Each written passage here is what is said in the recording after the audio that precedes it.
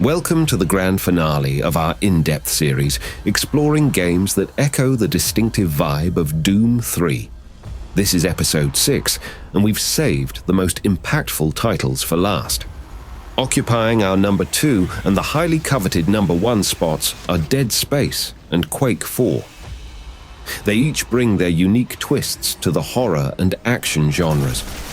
Dead Space plunges us into the nightmarish halls of the USG Ishimura, staying true to the atmospheric horror that Doom 3 so skillfully delivered.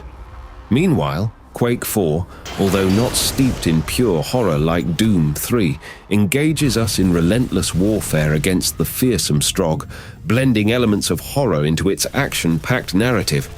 Let's dive right in and explore why these games earned their top spots on our list. Twinkle, twinkle, little star. Number 2, Dead Space.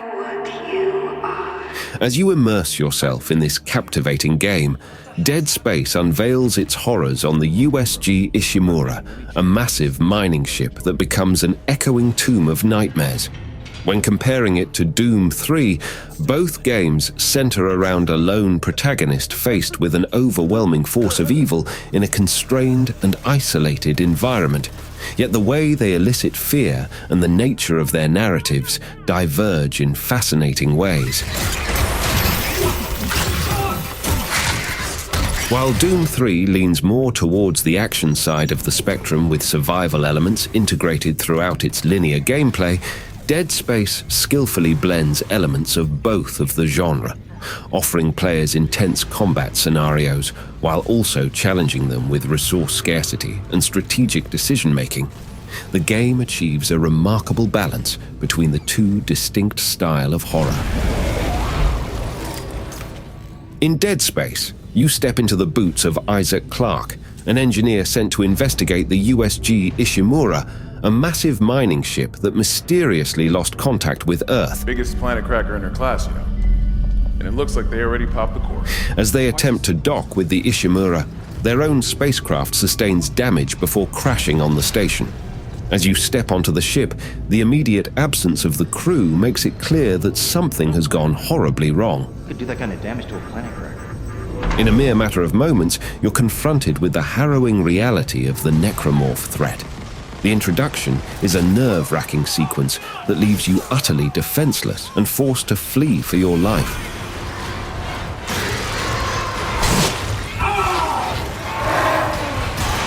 It's an immersion tactic that doesn't pull any punches, jarring you with the sudden, spine-tingling realization that survival is paramount.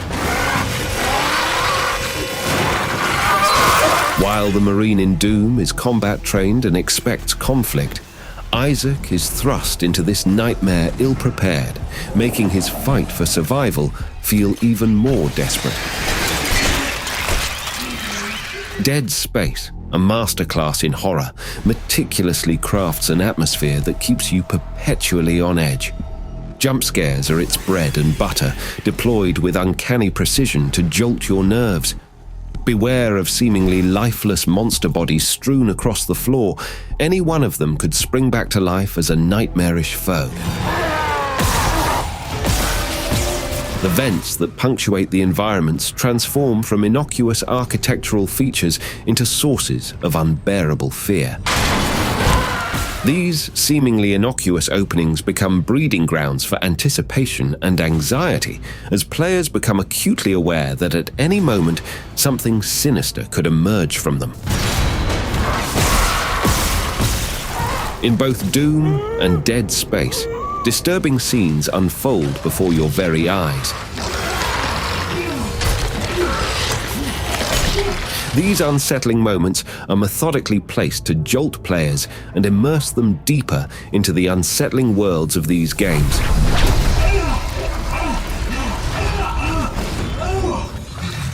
In a swift departure from the conventions of other titles, Dead Space quickly dispel the notion that the common tactic of aiming for headshots will suffice.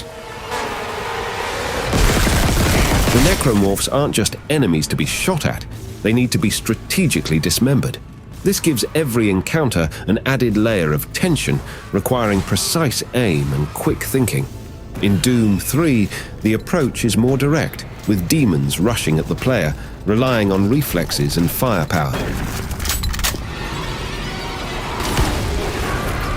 In Dead Space, your arsenal isn't limited to conventional weaponry. The introduction of kinesis powers adds a unique dimension to your toolkit, allowing you to manipulate objects in your environment. With this newfound ability, you can wield distant items as projectiles, flinging them with force to incapacitate enemies or even impale them on nearby surfaces. This strategic approach not only conserves your precious ammunition, but also offers a resourceful means to dispatch adversaries in the heat of combat. Visually, the claustrophobic corridors of the Ishimura, bathed in emergency red lighting or plunged into darkness with only Isaac's suit lights piercing the void, draw parallels with the UAC facility's dimly lit hallways. Both games use shadow and limited visibility expertly to heighten tension, making the player dread what might lurk just around the corner. However, Dead Space doesn't merely stop at plunging you into the confined corridors of the ship. It introduces an additional layer of tension by incorporating elements of weightlessness and the ever-looming threat of the vacuum of space. Every step in these environments becomes a breathless struggle, quite literally.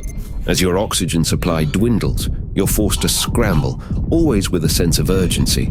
The sound of Isaac's labored breaths toward the end of the tank further amplifies the stress, serving as a constant reminder of your impending vulnerability. Narratively, Dead Space leans into its mystery. The unfolding story of unitology, the marker, and the origin of the necromorphs makes the player's journey not just about survival, but also discovery. What the hell is this? Everyone out of food storage! Doom 3, while having its own narrative elements with the betrayal of Dr. Betruger and the ancient Martian civilization, focuses more on the immediate challenge of repelling the demon invasion. In essence, Dead Space and Doom 3 share a core premise of isolation and escalating horror in constrained environments.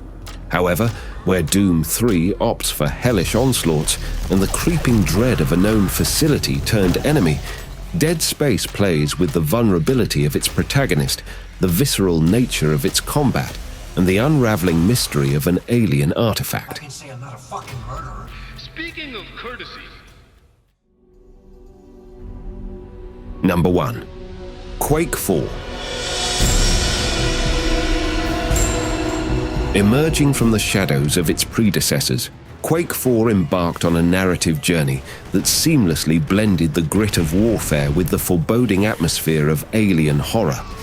Lining it up alongside Doom 3, the similarities are evident, yet so are the nuances that set them apart in the pantheon of FPS titles. You maggots, haul ass or die! Quake 4 picks up where its forerunner, Quake 2, left off. So the Macron's dead, eh? The Marine who iced that squib deserves a chest full of medals and a year's R&R. Players don the role of Matthew Kane, a space marine and part of the Rhino Squad, in the continuing war against the cybernetic Strogg on their home planet of Stroggos. The game pushes forth a more structured narrative compared to its predecessors, delving deep into the militaristic campaign to cripple the Strogg leadership. We just need to find the Tetranode and set off our EMP bomb. Stroggos, much like the UAC facility on Mars, is a land of technological horror. Twisted metal, sprawling factories, and ominous machinery set the backdrop. But where Doom 3 bathes its environment in shadows, playing on the fear of the unknown, Quake 4 often lays its horrors bare, accentuating the grotesque melding of flesh and machine that defines the Strogg. In terms of gameplay, both titles share the hallmark gunplay of ID Software. Both Quake 4 and Doom 3 offer arsenals that feel comfortably familiar, especially if you've spent time with both games. The standard FPS armaments are all there: a basic pistol, a rapid-firing assault weapon, and of course, the trusty shotgun. Furthermore, each game has its ultimate weapon. Doom boasts the infamous BFG, while Quake answers with the devastating dark matter gun. However, Quake 4 does bring some unique weapons to the table, most notably the railgun and the lightning gun. These weapons, staples from other Quake entries, add a touch of originality to Quake 4's lineup. The railgun, with its sniping capabilities, and the lightning gun, with its continuous energy beam, both offer different gameplay mechanics, even as the rest of its arsenal overlaps significantly with that of Doom 3. Instead of a scary monster goes boo approach, it delves into a more nuanced war horror, exploring the traumas of battle and the gruesomeness of a conflict against monstrous entities, emphasizing the brutality of war rather than individual encounters with nightmarish creatures. Both games feature enemy types that share certain characteristics, possibly reflecting their common developmental lineage. Tactical Stroggs in one game might remind players of the Z-Sector zombies in the other, given their penchant for distant attacks. Grunts also display a behavioral similarity to the charging Pinky Demons, especially in the way they engage players and their allies. Towering Berserkers further add to this sense of déjà vu, as they sprint toward players much like the Commandos do. Despite these similarities, the game also offers a slew of unique adversaries that distinguish it from its hellish counterpart. For example, teleport droppers, resembling canine-like creatures, have the ability to place mini-teleport stations, bringing in reinforcements during combat. The scientists introduce a new level of complexity by throwing poison gas grenades. Gladiators stand as formidable opponents, boasting a shoulder-mounted railgun and an energy shield for defense. So while there may be superficial resemblances in enemy types, the game adds its own twists, presenting new tactical dilemmas and challenges. When held side by side, Quake 4 feels akin to an extended playthrough of Doom 3, where the initial shocks and scares have largely worn off. While both games share a significant amount of DNA, the main distinction between the two lies in their focus on horror elements and the player's experience of isolation. Quake 4 operates on a grander scale, both in terms of story and gameplay mechanics.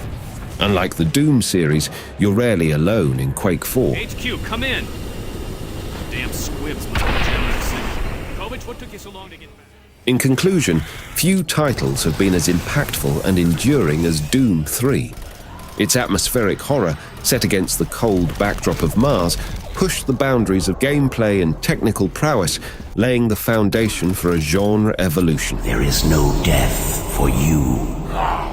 What becomes evident is that while many games can touch upon Doom 3's ambience, horror, and gunplay, truly emulating its essence is a Herculean task. This title stands as a monolith in the gaming world, a touchstone of atmospheric horror FPS.